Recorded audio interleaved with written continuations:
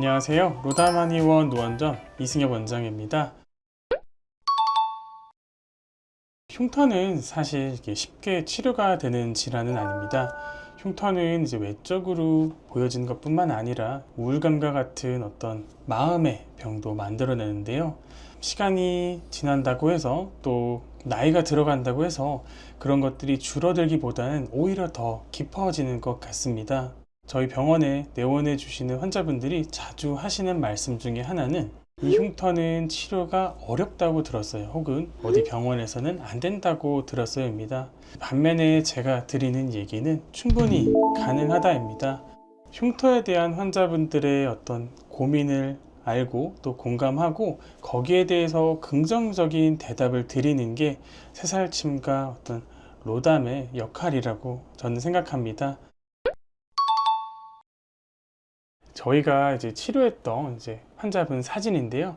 사진을 보시면은 흉터가 몇 개인지 보이실까요? 아마 수십 개 혹은 아마 100개 이상일 것 같습니다.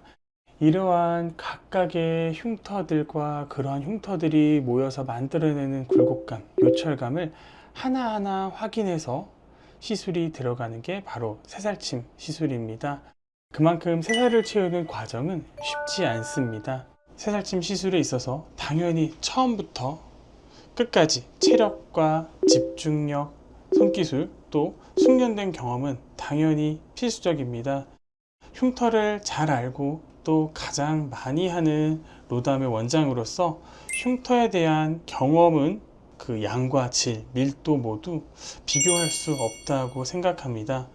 저희 병원에 오시는 환자분들의 외적인 변화뿐만 아니라 내적인 어떤 자신감과 같은 만족감을 얻으실 수 있도록 정확하고 꼼꼼한 시술로 저희 로담한의원 노원점은 더욱더 노력하겠습니다. 감사합니다.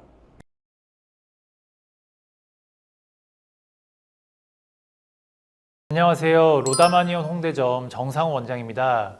오늘은 선명하게 보이진 않지만 불빛에 따라서 얼굴을 굴곡지게 하는 롤링형 여드름 흉터에 대해 알아보겠습니다.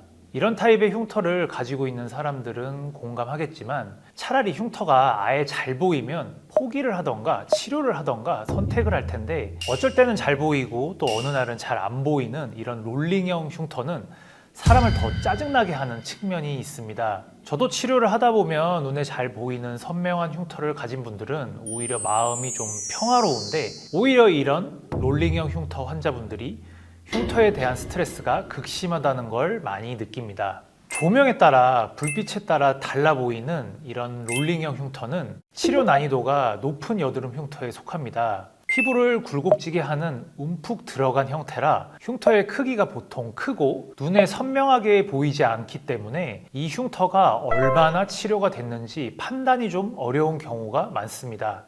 그렇지만 역시 이 새살침 치료로 많은 개선이 가능한 것도 사실입니다. 하나의 케이스를 통해 롤링형 흉터가 어떤 식으로 개선되는지 어느 정도 개선을 목표로 치료를 하는지 알아볼게요. 자, 사진을 보면 전형적인 롤링형 흉터임을 알 수 있죠. 이 수직으로 떨어지는 조명에서의 피부 굴곡에 대한 스트레스를 많이 호소하셨는데요. 흉터 크기가 크고 깊이감도 좀 있기 때문에 10번 정도의 치료 횟수를 얘기하고 치료를 시작했습니다.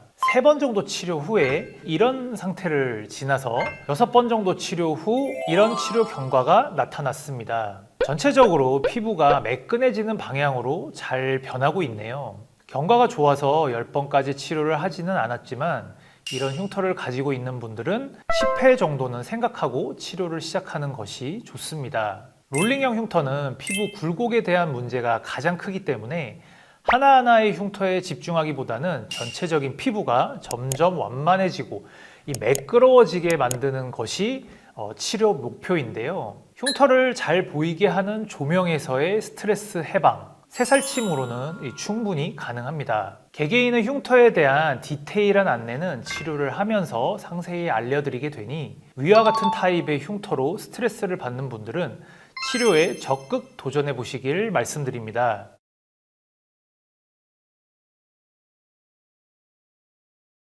안녕하세요. 한의사 이승섭입니다.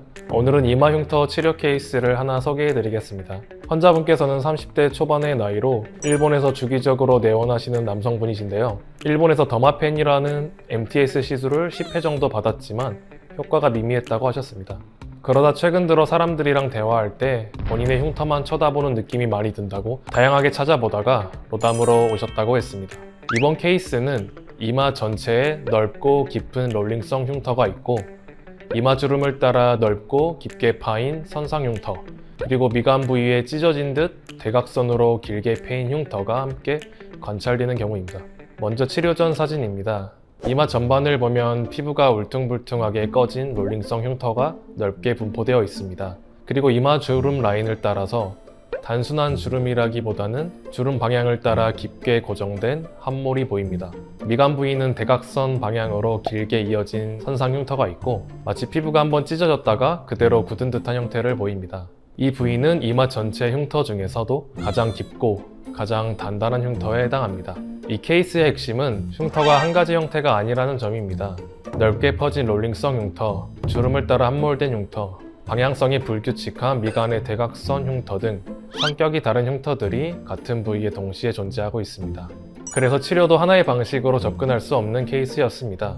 이 환자분의 경우 흉터의 범위가 넓고 깊이가 깊어 단기간에 눈에 띄는 변화를 기대하기보다는 시간을 두고 피부 구조를 점진적으로 재형성하는 방향으로 치료 계획을 세웠습니다.